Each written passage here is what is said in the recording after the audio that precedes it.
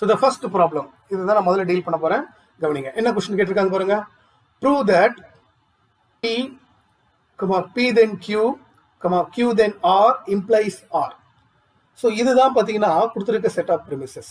இந்த premisesல இருந்து I want to derive the conclusion R. இதுதான் நான் கன்க்ளூட் பண்ணணும். சரிங்களா? Okay.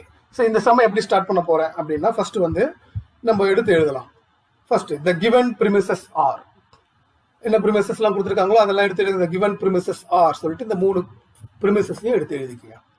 From this I want to derive the conclusion R. அதுல இருந்து நான் என்ன பண்ணணும், Rன்றதை நான் டிரைவ் பண்ணணும். ஓகே, சரி, எப்படி டிரைவ் பண்ணலாம்? ஃபர்ஸ்ட் நம்ம என்ன பண்ணணும்னா அந்த டேபிள் எழுதிக்கங்க. ஸோ இந்த டேபிளில் வந்து பார்த்தீங்கன்னா சீரியல் நம்பர் இல்லை ஸ்டெப்ஸ் எப்படி வேணாலும் போட்டுக்கலாம் அண்ட் ஸ்டேட்மெண்ட் ரூல். சரி, ஃபர்ஸ்ட் வந்து நான் என்ன பண்ணுறேன், நான் சொல்லியிருக்கேன் ஃபர்ஸ்ட் வந்து ரேண்டமா ஏதோ ஒரு ப்ரிமிஸ் எடுத்துங்க. எத்தனை ப்ரிமிஸ் கொடுத்துருக்காங்க இங்க? 3 ப்ரிமிஸ் கொடுத்துருக்காங்க. அந்த 3 ப்ரிமிஸ்ல நீ எதை வேணாலும் எடுத்துக்கலாம். I am taking first premise P. சரி, ப்ரிமிசஸ் எடுத்துக்கிட்டோம்னா அதுக்கு பேர் தான் ரூல் P. நான் தான் ரூல்ல சொல்லியிருக்கேன். What is rule P? Introducing premises at any stage. எந்த ஒரு ஸ்டேஜ்ல ஏதோ ப்ரிமிசஸ் இன்ட்ரடியூஸ் பண்ணீங்கன்னா அதுதான் ரூல் P. அதனால தான் நான் ரூல் P மென்ஷன் பண்ணிட்டேன். ஓகே, இப்போ நான் எடுத்துக்கிட்ட இந்த ப்ரிமிஸை வச்சு என்னால் எதையுமே பண்ண முடியாது. இந்த ப்ரிமிசஸ்க்கு எந்த ஃபார்முலாவும் என்னால் யூஸ் பண்ண முடியாது. அதனால நான் என்ன பண்ணிக்கிறேன், அடுத்த ப்ரிமிஸ் எடுத்துக்கலாம். அடுத்த ப்ரிமிஸ் எடுக்கணும்னா இன்னும் எத்தனை ப்ரிமிஸ் இருக்கு? 2 ப்ரிமிஸ் இருக்கு. இந்த 2 ப்ரிமிசஸ்ல ஏதோ ஒரு ப்ரிமிஸ் எடுத்து நம்ம டீல் பண்ணணும். ஆனா எடுக்கும்போது முடிஞ்ச அளவுக்கு இதோட ஒத்து போற மாதிரி எடுங்க. இங்க P இருக்கா, அப்போ P இருக்கிற மாதிரி இருக்குன்னு பாத்தீங்கன்னா இந்த ப்ரிமிஸ்ல தான் P இருக்கு.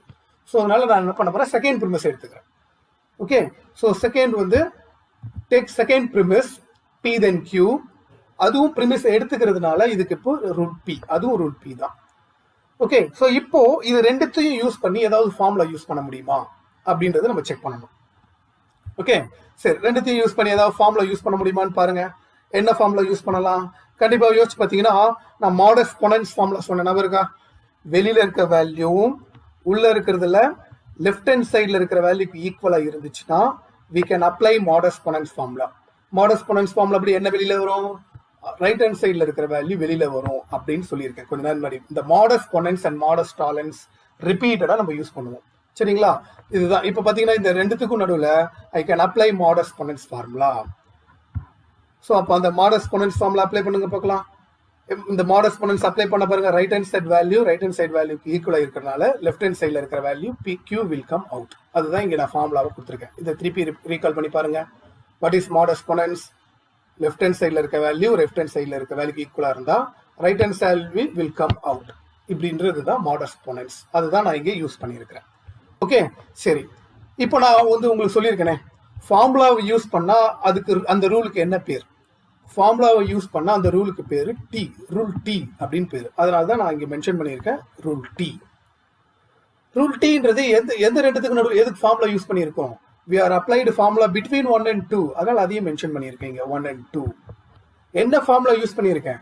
மாடஸ் பொனன்ஸ் ஃபார்முலா யூஸ் பண்ணியிருக்கேன். இது எல்லாமே இங்க மென்ஷன் பண்ணி காட்டணும். I applied rule T between 1 and 2 formula modus ponens formula. இது எல்லாமே மென்ஷன் பண்ணி காட்டுறீங்க. இதுதான் ஸ்டெப் 3. ஸோ ஸ்டெப் 3 வந்துச்சா? ஓகே, இப்போ நான் ப்ரூவ் பண்ண வேண்டியது R. ஆனால் இப்போ எனக்கு கிடைச்சிருக்கிறது வந்து Q. இதை வச்சு நான் எப்படி வந்து R கொண்டு வர போறேன்? சரி, இப்போ இன்னொரு ப்ரிமிஸ் இருக்குல்ல, நம்ம எடுக்காத இன்னொரு ப்ரிமிஸ், அதை இப்போ எடுத்து அடுத்தது கண்டினியூ பண்ணலாம் சம்ம. Okay, so now the fourth step I am taking one more premise. விட்ட ப்ரிமிஸை எடுத்துக்கிறேன். அப்போ ப்ரிமிசஸ் எடுத்தோம்னா அது என்ன ரூல்? Rule P. ஓகே, இப்போ அடுத்தது இதுக்கும் வேற ஏதாவது ஃபார்முலா அப்ளை பண்ண முடியுமான்னு பாருங்க. கண்டிப்பா அப்ளை பண்ணலாம். You compare 3 and 4. 3யும் 4ம் கம்பேர் பண்ணீங்கன்னா once again I can apply modus ponens formula. எப்படி மாடஸ் பொனன்ஸ் ஃபார்முலா அப்ளை பண்ண முடியும்? லெஃப்ட் ஹேண்ட் சைட்ல இருக்க வேல்யூ இங்க இருக்கிற லெஃப்ட் ஹேண்ட் சைடு வெளியில இருக்க வேல்யூக்கு ஈக்குவலா இருந்தா ரைட் ஹேண்ட் சைட்ல இருக்க வேல்யூ வெளியில வந்துடும் அப்படின்னு நான் சொல்லியிருக்கேன். அதுதான் modus ponens formula. Okay, so by using that formula I can write R. வந்துச்சு பாத்தீங்களா? மாடஸ் பொனன்ஸ் ஃபார்முலா படி லெஃப்ட் ஹேண்ட் சைட்ல இருக்கு, லெஃப்ட் ஹேண்ட் சைட்ல ஈக்குவலா இருக்கனால R வந்து வெளியில வந்துடுச்சு. So this is the modus ponens formula. By using modus ponens formula, I find the value R. Okay, so இது கண்டுபிடிச்சா மட்டும் போதாது, என்ன ரூல் யூஸ் பண்ணியிருக்கோன்றதை நம்ம இங்கே மென்ஷன் பண்ணி காட்டணும். ஓகே, ஸோ அப்போ இது இந்த ரூலுக்கு பேர் என்னது? T rule.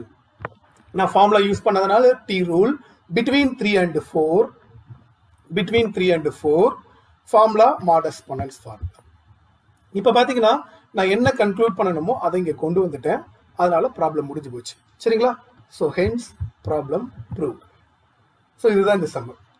ஸோ ஒரு சிம்பிள் சம் எடுத்து எப்படி இன்ஃபரன்ஸ் தியரி டீல் பண்ணுன்றது நான் உங்களுக்கு ஒரு ஐடியா கொடுத்துட்டேன்.